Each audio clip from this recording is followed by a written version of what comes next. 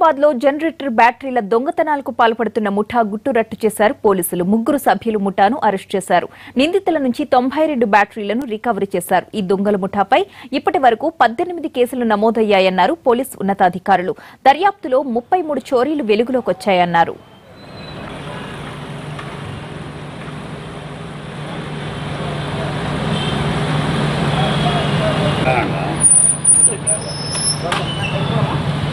Battery offenders especially generator battery offenders ఇద్దరిని ఆటోలో వెళ్తుండగా సస్పిషియస్ సర్కమ్స్టాన్సెస్లో వాళ్ళను ప్రశ్నించడం జరిగింది. ప్రశ్నించిన తర్వాత వాళ్ళ ఆటోలోనే బ్యాటరీస్ కూడా ఉన్నాయి.